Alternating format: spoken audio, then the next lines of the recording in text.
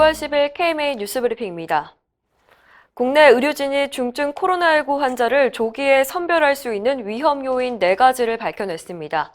영남대병원 연구팀이 코로나19 환자 110명을 분석한 결과 당뇨병을 갖고 있거나 체온이 37.8도 이상인 경우, 또 산소 포화도가 92% 미만 또는 심장 손상 수치가 높은 경우 등이 코로나19를 증증으로 몰아가는 요인으로 나타났습니다. 이 중 하나만 있으면 13%, 2가지가 있으면 60%의 확률로 중증으로 나빠졌는데요. 3가지 이상을 동반한 환자는 100% 중증에 빠졌습니다. 연구팀은 환자 내원 초기부터 중증으로 악화할 만한 환자를 선별해서 더 집중적으로 모니터링할 수 있을 것이라고 밝혔습니다. 한편 방역당국에 따르면 이번 달에 발생한 코로나19 신규 확진자의 96.8%가 수도권에서 발생했습니다. 어제까지 총 349명 중 303명이 수도권에서 발생했는데요. 이 중 60대 이상이 약 44%나 됐습니다. 연일 낮 기온 30도가 넘는 무더위가 이어지고 있습니다. 지금 선별진료소에는 코로나 전사들이 바이러스가 아닌 더위와 싸우고 있다는 말이 나옵니다.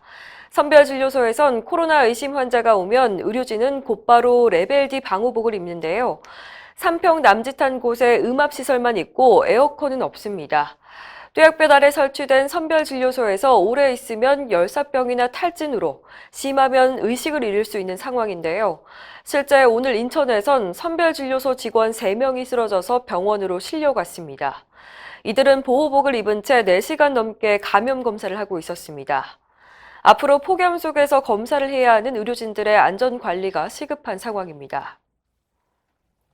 질병관리본부 승격을 둘러싸고 논란이 지속하고 있죠. 문의만 승격되지 않기 위해선 예산과 인사권의 독립을 보장하고 연구 조직을 확대해야 한다는 목소리가 나왔습니다. 어제 국회에서 열린 토론회에서 이재갑 한림의대 감염내과 교수는 코로나19 같은 감염병에 효과적으로 대응하기 위해선 질병관리본부가 강력하고 효율적인 기관으로 재탄생할 수 있도록 힘을 실어줘야 한다고 밝혔습니다. 구체적으로 보건복지부의 감염병 정책 기능을 질병관리본부로 이관하고 예산과 인사권의 독립도 보장해야 한다고 강조했습니다. 질본을 국무총리실 산하에 두자는 주장도 나왔습니다. 정기석 한림의대 교수는 보건복지부에 복수 차관제가 도입되면 이 차관이 질병관리청에 사사건건 개입하게 될 것이라며 소신 운영을 위해선 청보다는 처 승격이 더 낫다고 말했습니다. 환자의 폭력에 희생된 고 임세원 강북 삼성병원 교수 사망 사건을 계기로 의료기관에 보안 장비와 인력을 배치하도록 하는 제도가 생겼죠. 여기에 필요한 비용을 안전관리료란 이름으로 건강보험에서 지원하기로 했는데요. 어쩐 일인지 의원급 의료기관은 배제가 됐습니다. 최근 보건복지부는 100병상 이상 병원과 정신병원에 안전관리료 수가를 신설했는데 의원급은 포함되지 않았습니다. 개원이들이 크게 반발하고 있습니다. 대한개원의협의회는 어제 성명을 내고 의료인에 대한 폭력의 위험성이 병상 규모와 무슨 관련이 있냐며 모든 의료인이 폭력의 희생양이 되지 않도록 지원 방안을 마련해야 한다고 강조했습니다.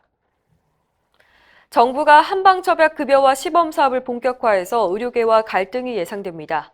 보건복지부는 어제 건정심소위원회에서 월경통과 안면신경마비 등 일부 질환에 대한 첩약급여를 올 하반기부터 시작한다고 밝혔습니다. 가격은 첩약 열흘치당 14만 원에서 16만 원 수준이고 건강보험이 절반을 부담합니다. 한의사의 진찰료와 처방료는 3만 9천 원으로 책정됐는데 이는 현행 의원급 의료기관 재진료의 3배에 달합니다. 의료계는 안정성과 유효성이 검증되지 않은 첩약에 건강보험을 적용하는 것은 국민 건강에 해를 끼치고 필수 의료가 우선이라는 건강보험 급여 원칙에도 어긋난다는 입장입니다. 이상으로 뉴스브리핑을 마칩니다. 자세한 사항은 의협신문을 참고하시길 바랍니다.